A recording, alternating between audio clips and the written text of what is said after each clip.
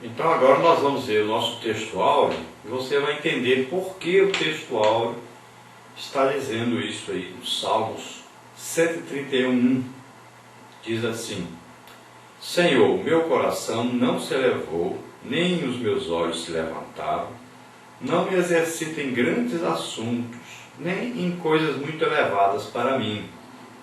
Então nós vemos aqui o salmista dizendo para Deus que ele não desejava coisas altíssimas, né? Não tinha segundas intenções, que ele realmente tinha entregado a sua vida a Deus e confiava totalmente em Deus, sem ter essas ambições mundanas.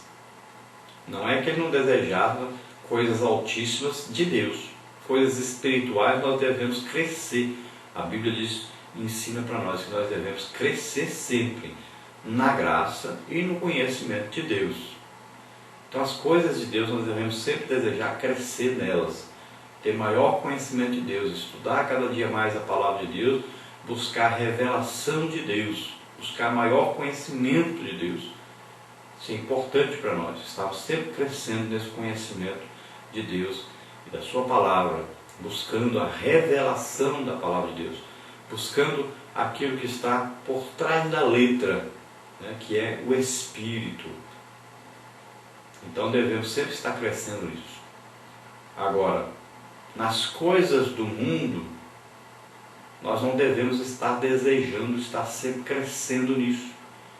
Não devemos desejar tantas riquezas, porque é um perigo. Porque a Bíblia diz que o amor ao dinheiro é a raiz de todos os males.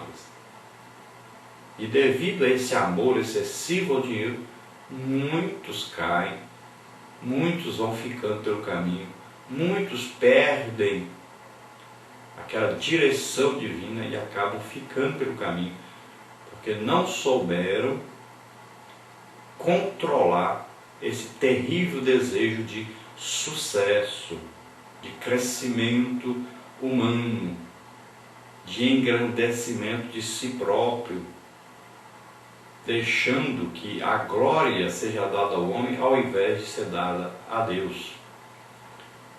E esse é o grande perigo. A nossa verdade prática, vamos ver aí, que diz que a nossa única preocupação seja buscar a glória de Deus, para a sua glória, porque Ele é o Senhor da glória.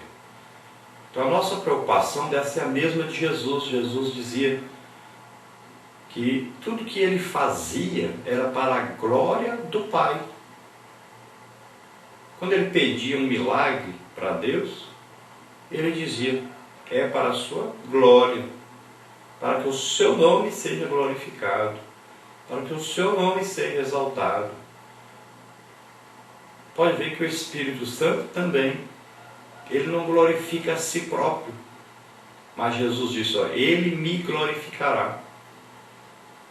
Então, sempre nós vamos ver a humildade do próprio Deus, que não precisava ser humilde, mas é humilde.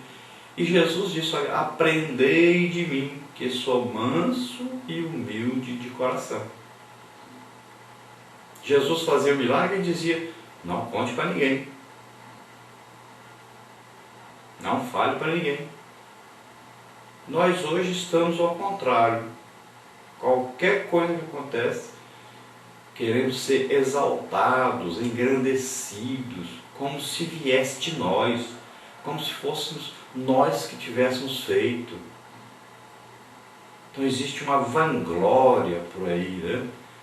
Tudo que as pessoas fazem, dizem que acontece aí, querem contar, não como testemunho, como Paulo fazia, estava o testemunho que Deus estava fazendo, mas para engrandecimento próprio, para sucesso próprio, visando, é claro, um retorno financeiro.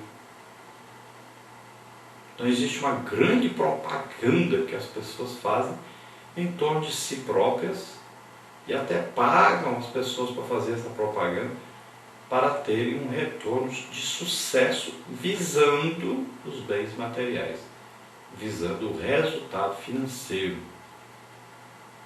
Então parece um negócio, né, que estão fazendo. com as coisas de Deus. Mas os dons de Deus são dados para proveito, para edificação, para crescimento espiritual da igreja e das pessoas, e não para sucesso da própria pessoa, para engrandecimento da própria pessoa, para enriquecimento da própria pessoa. Então tudo tem que ser feito para a glória de Deus e não do homem. É interessante notarmos que os dois ajudantes, os dois amigos que Jeremias tinha, todos os dois receberam a mensagem de Deus, de que Deus daria a eles a própria alma como despojo, ou seja, como prêmio para eles. Que eles ajudaram Jeremias. Tanto Ebed-Meleque quanto Baruque. Todos os dois receberiam as suas almas como despojo. Então a sua própria alma seria o prêmio que eles receberiam. Deus os livraria do inimigo e Deus estava prometendo para eles que haveria um futuro com Deus para eles. Mas prometeu apenas isso. É o que eles receberiam. Não receberiam fama, sucesso, não receberiam riquezas, não receberiam posição social, mesmo porque a cidade que poderia oferecer isso a eles seria totalmente destruída. As riquezas seriam todas roubadas, queimadas, destruídas. As casas que eles poderiam desejar, tudo que eles poderiam desejar ali, seria destruído, seria tudo queimado. Não tinha promessa nenhuma de sucesso, de posição social, de riqueza, nada disso. Deus deu para eles apenas a alma deles mesmos, como recompensa. Então assim também, nós devemos saber que aquele que entra para a obra de Deus, que deseja fazer a obra de Deus, o único prêmio que ele tem garantido é a sua própria salvação. O galardão de Deus é esse aí. O resto, se vier, bom demais. Se não vier, tá bom demais também. Então é isso que aquele que entra na obra de Deus deve desejar, em primeiro lugar. Então ele vai ser um instrumento de Deus, para a glória de Deus, visando sempre a glorificação de Deus entre os homens. Em Mateus 20, 26 está escrito: não será assim entre vós, mas todo aquele que quiser entre vós fazer-se grande, que seja vosso serviçal. E qualquer que entre vós quiser ser o primeiro, que seja vosso servo. Bem como o Filho do Homem não veio para ser servido, mas para servir e para dar a sua vida em resgate de muitos. Então Jesus ensinou aos discípulos, porque eles queriam ser grandes, eles queriam uma posição altíssima até no reino de Deus, até no céu, não só na terra. A ponto de a mãe de alguns deles, chegar para Jesus e pedir uma posição para eles lá no céu. Mas como ela tinha uma intenção terrena, uma intenção puramente humana, a visão era material, Jesus então respondeu para ela: não compete a mim a decisão de quem vai ficar à minha direita ou à minha esquerda.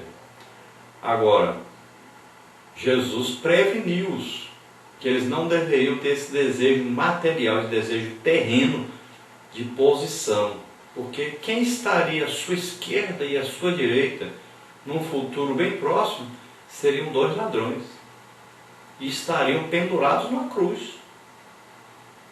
Então eles não deveriam ter esse desejo humano, porque humanamente falando, quem estaria proximamente à direita e à esquerda de Jesus seriam dois ladrões e estariam pendurados na cruz, morrendo juntamente com ele. Se eles desejassem muito e pedissem realmente que queriam estar, poderia lhes ser concedido. Mas Jesus estava dizendo para eles, isso aí compete ao Pai, né? Era melhor eles não desejarem isso. Só mais tarde que foram entender.